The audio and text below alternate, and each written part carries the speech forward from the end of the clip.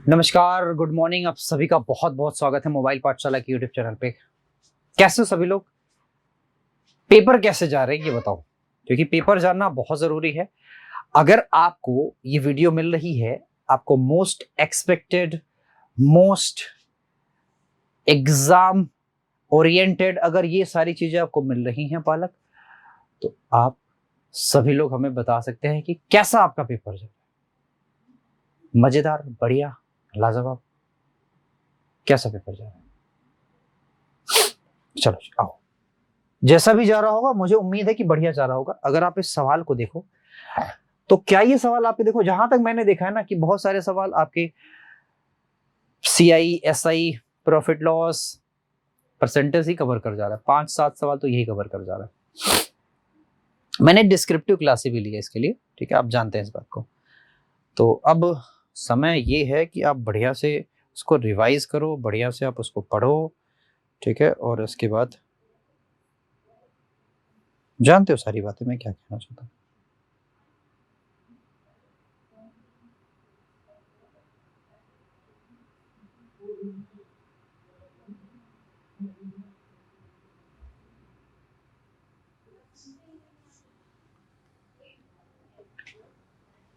एक त्रिभुज की भुजाओं का अनुपात यह कहता है इसका क्षेत्रफल ये है, तो कह रहा है समान। देखो बालक, एक बात बताऊं आपसे, ध्यान से मेरी बात समझना। अगर ये 3 है, ये 3 है, तो ये वाली जो चीज है ना, ये 90 डिग्री भी बनाएगी और ये 2 बराबर भागों में बांटेगी भी। ठीक है, आई बस समझ में। तो अगर ये 4 होता तो ये 2 होता, और अगर ये 2 होता तो ये समकोण त्रिभुज होता। तो ये वाला कितना होता सर? 3 3 9, 9 में से 4 जाएगा रूट का 5, यानी ये रूट का 5 होता। रूट का 5 होता बाबू, रूट का 5 होता। क्यों जी? 3 3 9, 2 दूना 4, रूट का 5 होता। यार मुझे ऐसा क्यों लग रहा है यहाँ पे 5 होना चाहिए?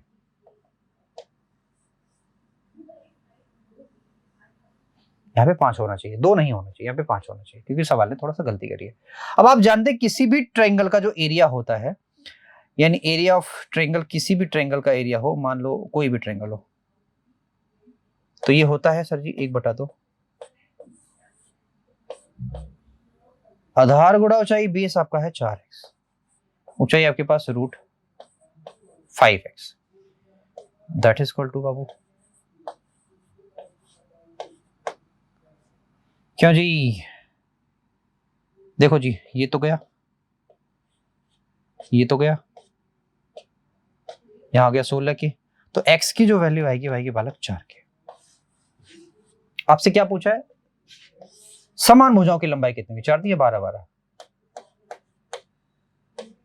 तो 12 12 16 आपके सवाल का राइट आंसर है। तो 12 आपके सवाल का राइट आंसर होगा। अब जानते हैं, समझदार है इस बात को। आप चाहो तो हेरोन्स फॉर्मूला से भी कर सकते हैं, ठीक है, हेरोन्स फॉर्मूला से। आओ बताओ,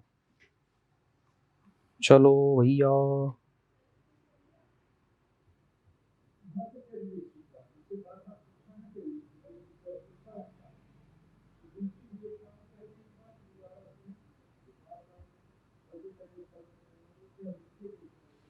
ठीक है भाई, हाँ। कह रहा है पी क्यू से 20% अधिक है। 20% अधिक का मतलब क्या होता है?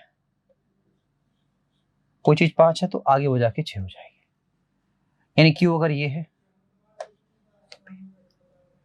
क्यू पी से कितना परसेंट कम है? कितना कम वाला?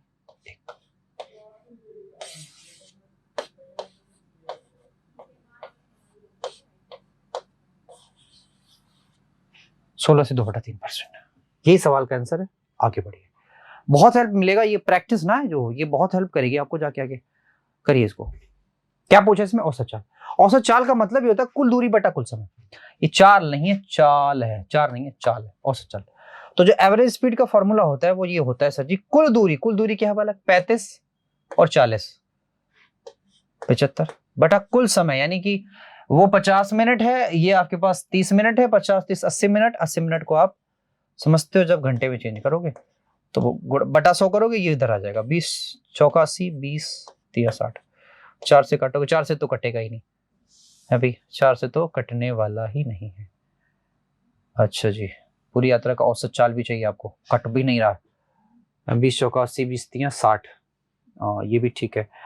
तो 75, 5 तिया 15 के 5 कह रहे 1, 7 तिया 21, 23। ध्यान से मेरी बात समझो, मैं काटने का प्रयास करता हूँ। 5 चौका 20, ठीक। मैं जो कहना उतना लिखो, बाकी तो सवाल में हो सकता है कुछ ना कुछ गलती भी हो। 50, 30, 80 मिनट होता है, ठीक है। 80/60, ये भी ठीक है यार, मुझे तो सारी चीजें ठीक दिख रही हैं। 4 से 4 5 20, कितना बना? 35 हुआ, 4 9 36, 59, ठीक है। यहां पे आप 59 कर लो, क्योंकि सवाल का आंसर आपके पास 59 होगा, ठीक है, मेरे हिसाब से। एक्स, वाई और जेड के वेतनों का अनुपात क्या है भला? 8, 5 और 12, ठीक है।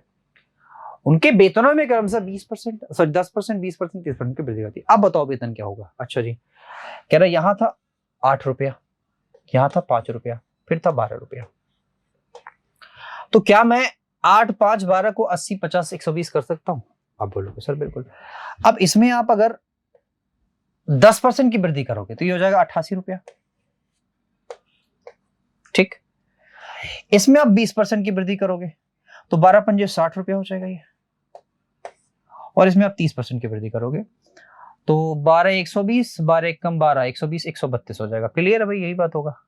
12 नहीं 12 12 में 144 और 12 एक कम 12, तो या 12 3 36 कर दो, हो जाएगा 120, 100 और 36, 120 36 कितना होता है? 156, 156, ठीक। अब आप सिंपल सी बात ये कर लो सर जी कि 4 से ही कट जाएगा। 22 चौका 60, 15 चौका 60 और 4 से ये भी कट जाए तो बहुत अच्छी बात है। तो 4 तियां 12 और 4 9 36, ठीक है। ये आपके सवाल का राइट आंसर है। बढ़ाने के बाद जो अब रेशियो बनेगा वो ये बनेगा, ठीक है। चलो जी, आपसे कह रहा है कि औसत ऊंचाई इनकी ये है 160 है, मान लिया। इन दोनों की औसत ऊंचाई ये है, ये भी मान लिया। और इन दोनों की औसत ऊंचाई ये है, ये भी मान लिया, ठीक। आपसे बोला बताओ क्यू की औसत ऊंचाई क्या होगी, ये सवाल है। तो पहले 16 या 48 कर लो, यानी कि 380, ये भी ठीक। आप समझते हो ये P plus Q plus R होगा, P plus Q plus R होगा। भाई पी क्यू की वैल्यू यहां दी हुई है, यानी P प्लस क्यू कितना होगा सर? 14 दूना 28, 280 के। जब यहां से आप 280 घटाओगे तो बालक आप समझ रहे हो कि P और Q गया, R की वैल्यू आ जाएगी दोस्तों 200 के, 200 सेंटीमीटर। R Q चाहिए 200 सेंटीमीटर। Q R की बात कर रहा सर इतना है, तो आप ध्यान से मेरी बात समझना कि Q प्लस R, उसमें 2 का गुणा कर दो, 29 गुना कितना होता है? 59, 58। तो Q का कितना होगा? जबकि R का 200 है तो R का होगा 50, Q का होगा 58, 58। औसत का सवाल है बालक, कोई दिक्कत तो है नहीं, बहुत आराम से समझ गए होंगे। एक नाव है, कह रहा है स्थिर जल में 6 घंटे में इतना दूरी जाती है और 38 घंटे में धारा के अनुकूल इतना जाती है। चलो जी, बहुत बढ़िया। शांत जल में कितना जाती है बालक? 24। इसका मतलब जो बोट की चाल है, बोट की चाल बराबर क्या होगा? दूरी बटा समय, यानी कि 6 चौका 24, 4 किलोमीटर प्रति घंटा। ये बोट की चाल हो गई। आपसे कह रहा है 38 घंटे में धारा के अनुकूल 56 जाती है, धारा के अनुकूल, और धारा के प्रतिकूल 30 जाती है, ये भी ठीक है। देखो, धारा के अगर अनुकूल बोलोगे तो x प्लस वाई होगा और धारा के प्रतिकूल बोलोगे तो x माइनस वाई होगा। 56 किलोमीटर ट्रेवल कर रही है, कितने घंटा? सॉरी, 56 किलोमीटर ट्रेवल कर रही है 38 के हिसाब से। और यहां आप ये बात समझते हो सर कि 30 किलोमीटर ट्रेवल कर रही है 38 के हिसाब से। आपसे पूछा धारा की चाल, तो बालक अगर मैं यहां धारा की चाल निकालना चाहूं तो एक काम कर लो सर, माइनस कर दो, ठीक है। तो ये तो कट गया, यहां माइनस करोगे, ये 2r और 2y हो गया। उसकी क्या जरूरत है यार, फिर तो कोई जरूरत नहीं थी। आओ, इन दोनों को घटा लोगे तो आप समझ रहे हो सर जी कि हमारे पास मिलेगा 26। 26 से मिलेगा ना जी भाई, दैट इज इक्वल टू 38। 26 से काटोगे तो आएगा बालक आपके पास 13, 13 दूना 26। ये तो गड़बड़ा रहा है भाई, ये तो थोड़ा सा गड़बड़ आ रहा है। और ये 38 दूना कितना होता है? 76, यहां से 86 बन रहा है। ये पॉसिबिलिटी नहीं बन रही ना, इसमें पॉसिबिलिटी नहीं बन रही। देखो एक बार और मैं पढ़ता हूं सवाल को। एक नाव स्थिर जल में 24 किलोमीटर चलने में, ठीक है ना, 6 घंटे लेती है। तो चलो स्पीड तो इसकी ही हो गई, ठीक है। फिर कह रहा है कि यह 38 घंटे में धारा के अनुकूल, धारे के अनुकूल का क्या मतलब होता है सर? x प्लस वाई, ये धारा के अनुकूल हो गया। 38 किलोमीटर जाती है, सॉरी 56 किलोमीटर जाती है वो 38 घंटे में, तो रिलेटिव स्पीड ये होगा। अब अगर x मान लो 4 दिया हुआ है तो y की वैल्यू आपसे पूछ रहे हैं, ये 38 है। तो 19 दूना 38, 19 या 57 कर लो, तो कोई दिक्कत है आपको? ठीक, ये हो जाएगा 1.5। इसको आप उधर करोगे तो y की जो वैल्यू आएगी 1.5 आएगी, यही आएगा 2.5। फिलहाल तो मुझे ये दिख रहा है, बट समस्या कहाँ है मैं चेक करके बताऊंगा आपको, परेशान नहीं होने का। और इस सवाल को करो जरा, देखो ध्यान से। आप ऑफ का करोगे तो ऑफ तो गुणा हो जाएगा, और भाग करोगे तो दोनों को पलट देना, 72 गुणा। या हो सकता है पुराने वाले सवाल में, जो पिछला वाला सवाल है, कभी कभी क्या होता है ना कि सवाल आसान नहीं होता, दिमाग काम नहीं करता, कभी कभी ऐसा होता है। 7/18 मैंने दोनों को क्यों पलटा? क्योंकि ऑफ था, पहले गुणा में कर चुका था, इसलिए मैं दोनों को पलटूंगा। है ना, 9 दूना 18, 7 या 21, 3 दूना 3 2 6, 3 तिया 9, 9 दूना 18, 18 चौके 72। समझ आई बात? ये भी कट गया ना, ये सारे कट गए। 11 दूना 22, इससे काटोगे तो 2 है इस सवाल का राइट आंसर। आओ जी आओ जी, ए की वैल्यू आप 2 ले लो, बी की वैल्यू 3 ले लो, सी की वैल्यू 4, यही बात है। अब a बटा b करोगे तो 2/3 होगा।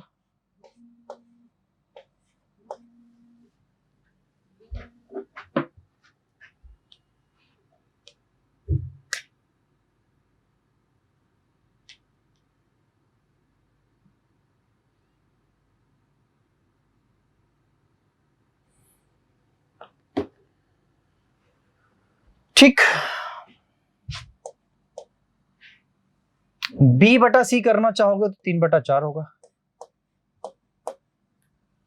और c बटा a करना चाहोगे तो 4/2 होगा, यही बात है। हर जगह 12 से गुणा कर दो। क्यों 12 से? क्योंकि सबका एलसीएम 12 आ रहा है। 3 चौका 12, 4 दूना 8, 4 तिया 12, 3 तिया 9, 8 और 9 एक ही ऑप्शन में है, तो ये हो जाएगा 24। यहां करोगे तो देखो 6 चौका 24। एक वस्तु अंकित मूल्य 1200 है, 40% छूट देने के बाद 20% का हानि होता है, तो आप बताओ क्रय मूल्य क्या है? बालक ये तो हमने आपको बताया है कि 40% छूट दिया जाता है। इसका मतलब क्या है कि बालक सीधी सीधी बात है कि 100 रुपए की चीज है तो आपने 40 छूट के बाद 60 पे ही बेच दिया उसको। और 20% हानि का क्या मतलब है बालक? अगर 100 की चीज है तो आपने इसको 80 पर बेचा है। क्लियर है क्या? आई बस समझ में। अब आप इसको रेशो बनाना चाहते हो तो ऐसे लिख लो कि सर जी ये हो जाएगा 20 पंजे 100, 20 तिया 60, यहाँ 4 हो जाएगा, यहाँ 5 हो जाएगा। क्लियर है क्या? ध्यान से सुनो, यहाँ 3 कर लो, यहाँ 4 कर लो, यहाँ भी 4 कर लो, यहाँ 3 कर लो, तो 15, 12, 20 एलसीएम हो गया। अब ध्यान से मेरी बात समझो, आपसे पूछा क्रय मूल्य क्या होगा अगर अंकित मूल्य 1200 है, तो ये 600 एक यूनिट के बराबर आएगा, और 15 छक्का 90, 900। यदि कुल वस्तुओं का 80% 25% के लाभ पर बेचा जाता है और शेष वस्तुओं का 20% हानि पर बेचा जाता है, ठीक है ना। कुल वस्तुओं का 80%, तो बालक अगर मान लो कुल वस्तु मेरे पास 5 होए तो इसका 80% वाला किसका मतलब 4, तो 4 को मैंने बेचा 25% प्रॉफिट पे। शेष को कह रहा, शेष का मतलब 1, इसको बेचा मैंने 20% हानि पे, हानि का मतलब माइनस। कह रहा बताओ यहाँ क्या होगा, इन दोनों का डिफरेंस ले लो फटाफट। तो इन दोनों का डिफरेंस आएगा 45। अब इसको इस अनुपात में बांट दो, 5 9 45, 9 चौका 36, 9। ठीक है भाई, अगर मुझे ये वाली वैल्यू चाहिए, सीधी सीधी बात है बालक कि आप इसमें से इसको कर दो घटा, तो घटा लोगे तो बालक आएगा ये 15 के, क्यों भाई 9 6 15 नहीं 16 के आएगा, 16 के, ये 16 के आएगा। तो ओवरऑल मुझे 16 का प्रॉफिट होगा, ओवरऑल मुझे 16 का प्रॉफिट होगा। ये सवाल बड़ा आसान है, आपको करना आना चाहिए। 3 और 5 यहां मिलेगा मुझे माइनस का 2/5 गुणा 5/2। चलो ये तो खैर खत्म हो गया। 1 बचा, 1 से आप घटाओगे तो आप समझते आए क्या हो गया, ये डिवाइड तो नहीं है ना, क्योंकि ऑप्शन तो गलती दिया हुआ है। ये जब कर दोगे तो ये तो खत्म हो जाएगा, माइनस का 1 बचेगा, माइनस का 1 आप समझते हो 2 मेरे पास 5 आएगा सर। अगर ये डिवाइड होता तो क्या होता, ठीक है, तो आप समझना इस पे मेरे पास आता 3/5, यहाँ 5/2 होता, ठीक है, ये तो कट जाता, लेकिन 3/2 अभी भी बचा रह जाता, ये 7/5 रहता, और यहाँ प्लस होता, तो 5 दूना 10, ये भी तो गड़बड़ है, ये भी गड़बड़ है, पता नहीं क्या है, ठीक है, इसको आप रहने दो, ऐसे ही देख लो। अगर ये वाला होगा तो ये ऑप्शन गलत होगा, ये वाला आपका आंसर सही है, छोड़ दो। साधारण एक योजना में 2600 रुपए की राशि निवेश की जाती है, 3 वर्ष में यह 3320 रुपए हो जाती है, 5 वर्ष में यह राशि कितनी हो जाएगी, यही सवाल है। 3 वर्ष में कह रहा है इतनी हो जाती है, 5 वर्ष में कह रहा है कितनी हो जाएगी। चलो जी आओ ध्यान से मेरी बात समझो, ध्यान से मेरी बात समझो कि 3 साल में इतना हो जाती है, तो 3 साल में बताओ ब्याज कितना मिला उसको, तो 26 और 6 यानी कि 720 रुपया। 1 साल का ब्याज कितना होगा, ठीक है 240। 5 साल का ब्याज कितना होगा सर, सॉरी 1200 नहीं होगा ना, ये 1200 ही तो होगा, 1200, 2600 में 1200 जोड़ दो, 6 2 8।